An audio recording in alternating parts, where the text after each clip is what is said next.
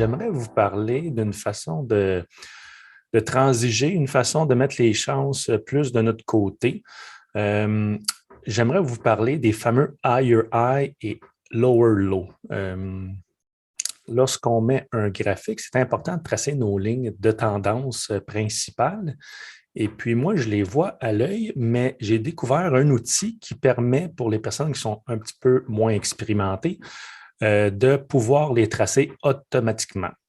Quand on transige en day trading ou en swing trading ou pour du plus long terme, un peu moins pour du long terme parce que c'est le fondamental surtout qui prime, mais pour du swing trading, du moyen terme et beaucoup pour de l'intraday, c'est important de respecter cette technique-là pour mettre toutes les chances de notre côté.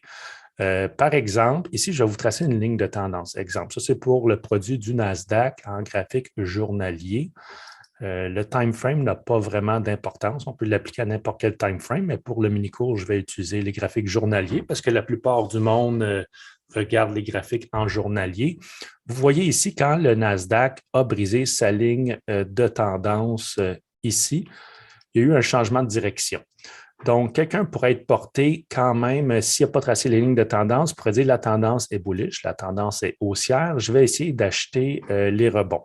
Donc, quelqu'un qui essaie d'acheter le rebond ici, et puis s'il n'a pas vendu au sommet, mais là, c'est facile par après à dire, mais quelqu'un qui n'a pas vendu au sommet risque de virer cette position-là à perte parce qu'après ça, ça continue de descendre.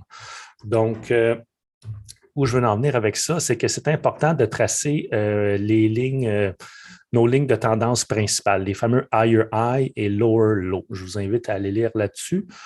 La théorie veut, dans le fond, en français, en bon français, là, les higher high et des lower low, c'est lorsque les titres font des escaliers.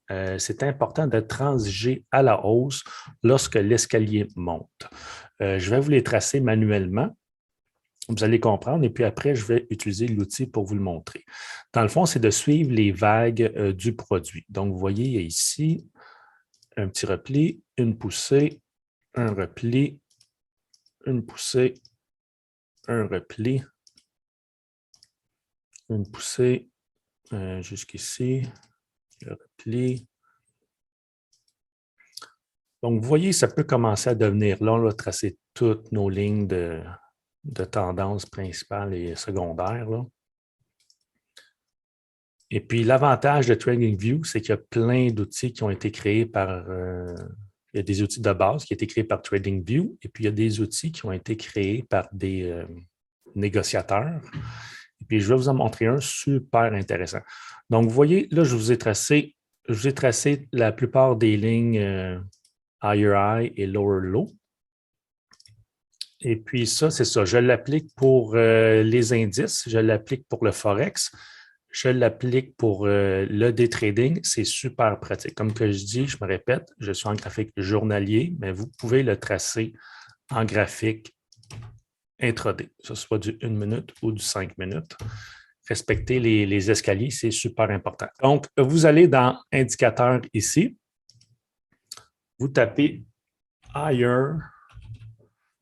Le premier qui va arriver, regardez-moi, je l'ai mis dans mes favoris. Ça vient de Lonesome de... Je ne sais pas c'est quoi son nom, mais bon. Si vous voulez mettre dans vos favoris, vous cliquez ici à gauche. Il va y avoir une petite étoile. Assurez-vous que ça soit jaune. Donc, Higher High, Lower Low Live. Il y en a plein d'autres ici, vous pouvez voir, là. Moi, j'ai pris celui que je trouvais qui correspondait le plus à ce que moi, je regardais. Donc, on clique ici. Donc, vous voyez toutes les petites lignes que je vous ai tracées tantôt, là, sont faites automatiquement ici. HL, ça veut dire Higher Low. I, ça veut dire haut. HH, ça veut dire higher high. Ça veut dire qu'il a fait un haut plus haut que le haut précédent. Donc, vous voyez, vous mettez cet indicateur-là et puis ça l'apparaît automatiquement. Donc, ça nous permet de transiger dans le sens de la tendance principale. À chaque fois qu'il fait des hauts plus hauts, on peut se permettre de faire des achats. Ça veut dire que la tendance est en tendance haussière. Mais aussitôt qu'il apparaît un low, exemple ici, on ne fait plus d'achat. L'important, c'est qu'on voit tout le temps des high et des higher high.